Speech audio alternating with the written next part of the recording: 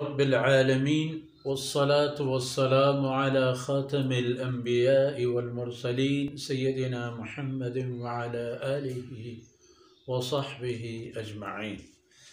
أعوذ بالله من الشيطان الرجيم. ووصينا الإنسان بوالدين إحسانا حملته أمه كرها ووضعته كرها وحمله وفصاله 30 شهرا حتى إذا بلغ أشده وبلغ 40 سنة قال رب أوزعني أن أشكر نعمتك التي أنعمت علي وعلى والدي وأن أعمل صالحا ترضاه وأصلح لي في ذريتي إني تبت إليك وإني من المسلمين. سبحانك لا علم لنا إلا ما علمتنا إنك أنت العليم الحكيم. رب اشرح لي صدري ويسر لي أمري واحلل عقدة من لساني يفقه قولي واجعل لي وزيرا من أهلي رب زدني علما وارزقني فهما ثم أما بعد. گرامی قدر بھائیوں بہنوں اور میرے پیارے بچوں، ووصينا الإنسان بوالديه إحسانا.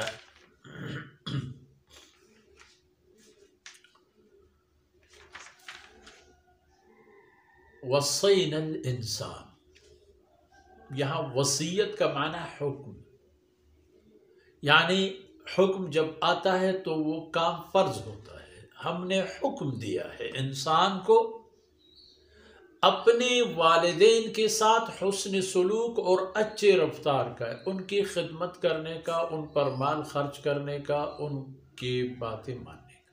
جائز باتیں، ناجائز نہیں. ناجائز تو کسی کی بھی نہیں مانی جاتی. والدین کی جائز باتیں ماننا ضروری ہے.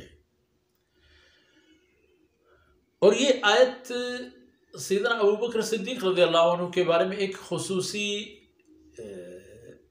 فضیلت کی بھی نشاندہی کرنے والی آیت ہے کہ ان پر یہ آیتیں، ایک اور صحابی جلیل ہیں، ان پہ باقی امت کے تمام افراد کے لیے ہیں، یہ حکم ہے. پھر سیدنا ابوبکر صدیق رضی اللہ عنہ کی یہ کرامت ہے کہ ان کے والدین اور ان کے اولاد سب کے سب مسلمان تھے، سب کے سب صحابی ہیں.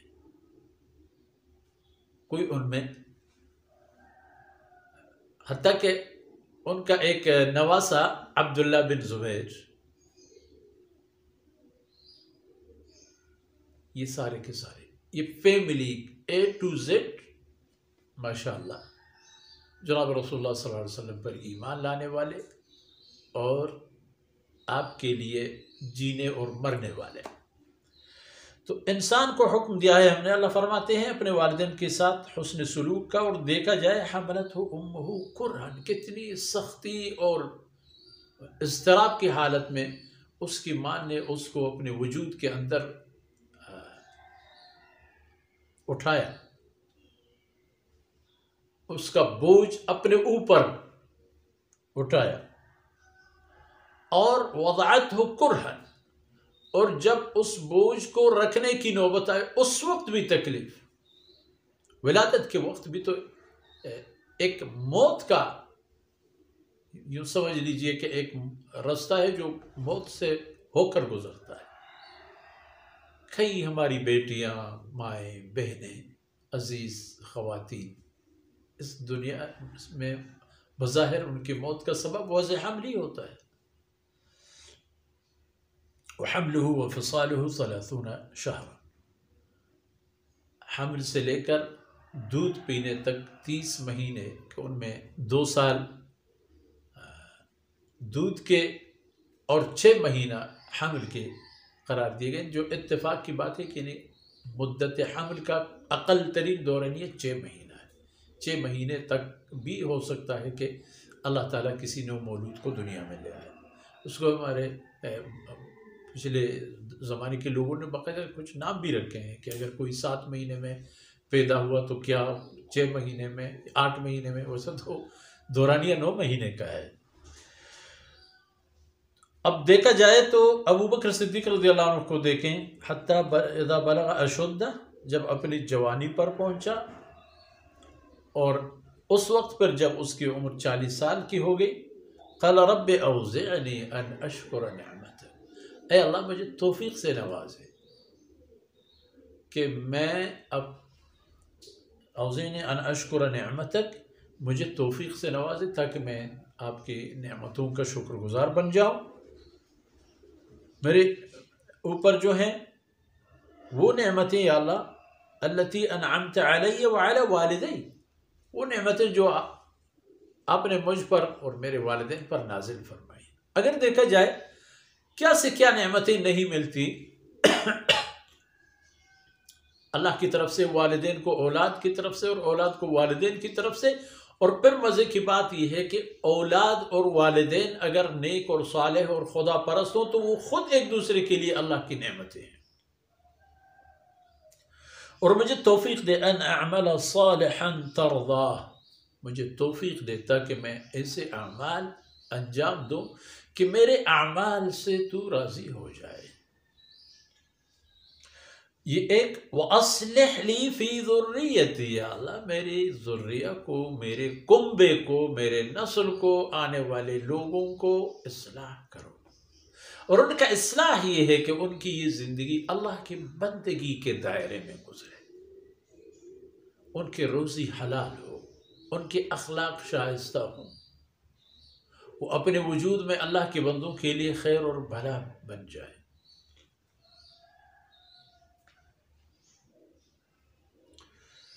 انی تبت الیک وانی من المسلمین، یا اللہ میں نے تیری طرف رجوع کیا ہے اور میں مسلمان ہوں۔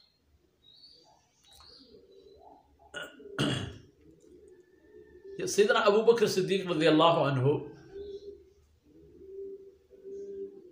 کیونکہ ان کی شان اس لیے ہو گئی کہ اس وقت تک جب انہوں نے یا ان کے کنبے میں سے کسی نے اسلام قبول نہیں کیا تو اس وقت بھی یہ مہربان تھے اپنے والدین کے لیے،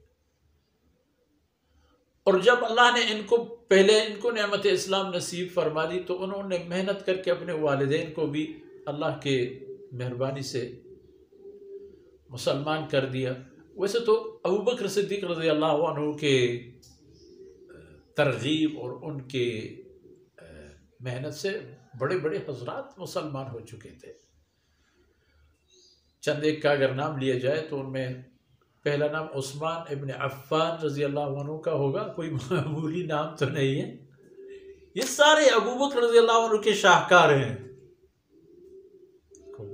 ترغیب دی، ان کو دعوت دی، ان کو دلیل دی، ان کو حجت دی، وہ بھی مسلمان ہو گئے۔